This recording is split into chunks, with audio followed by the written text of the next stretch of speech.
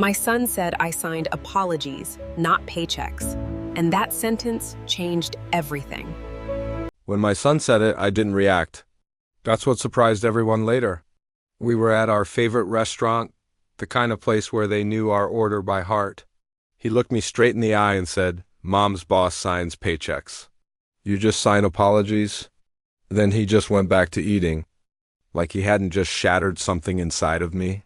I smiled, paid the bill, and we drove home in complete silence. On the outside, nothing had changed, but inside, everything had. I'd spent my entire life being the quiet fixer. At work, I was the guy they called when the numbers were off, when something felt wrong but no one could put their finger on it. I did the same thing at home, but with emotions. I'd smooth over arguments, absorb all the tension, and always be the first to apologize, even when I had no idea what I'd done wrong. Somewhere along the way, being patient had turned into being invisible. That night I got home and saw my wife's car in the driveway. She'd said she was working late. I walked in and heard her on the phone, laughing. It was a carefree, intimate laugh I hadn't heard directed at me in years. I didn't announce myself. I just stood there and listened long enough to understand that the life I thought I had was already gone. I didn't confront her. I didn't break down. I walked into my office, opened my laptop, and decided to treat my marriage like one of my suspicious client accounts. I started digging. I pulled up bank statements I'd never bothered to look at closely. I checked dates, locations, patterns.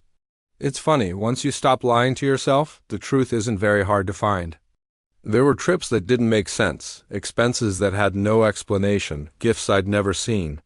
Her boss's name wasn't just in her conversations, it was everywhere. Money trails don't care about your feelings or your excuses.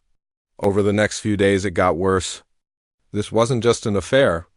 It was a long-term, calculated deception. But the most devastating discovery didn't come from a bank statement. It came from a piece of family gossip I'd always ignored. A child my wife claimed she'd lost years ago. Wasn't lost. She'd been hidden, raised by someone else, all to protect an image. And that's when my anger finally hit me. It wasn't loud or explosive, it was cold, sharp, and focused. The day of the mediation, my wife walked in looking confident, with the man who'd replaced me long ago by her side. They acted like it was all a formality, like the outcome was already decided. They assumed I was the same weak, tired, emotional man who would just apologize and fold. That was their biggest mistake. I let them talk. I let them underestimate me. And then I simply stopped protecting them. The evidence didn't need any drama. The documents did all the talking.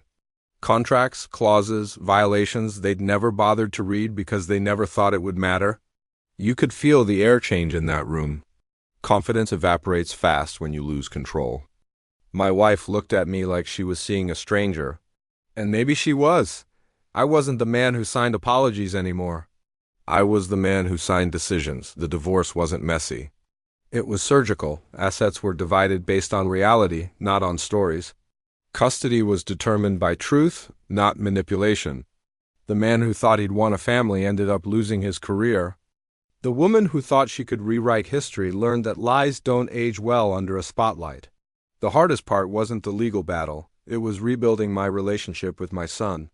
He'd been fed a version of me that made sense to him at the time, and I couldn't blame him for that. So I didn't punish him. I just showed up. I was consistent. I was honest, but without the bitterness. The real turning point was when he met his sister for the first time. Watching them connect filled a space in me I didn't even know was empty. Life didn't become perfect after that. It became real. My mornings are quieter, my evenings calmer. I started cooking more, listening more, and talking about things I used to avoid. I stopped measuring my worth by how much I could silently endure. A few months ago, my son asked me why I never fought back the way he expected me to. I told him that real strength isn't about being the loudest person in the room. It's about timing. It's about knowing when to be quiet and prepare and when to speak. It's about choosing long-term peace over a moment of satisfaction. I don't hate my ex-wife. Hate would mean she still has power over me, and she doesn't. What she took from me showed me what I had been giving away for free, and what I was left with showed me who I really am. I still sign things, permission slips, forms, checks. But I no longer sign apologies just for existing. Now, when I sign my name, I know exactly what it's worth. Thanks for listening to my story. If it resonated with you, I'd appreciate a like and a subscribe. See you in the next one.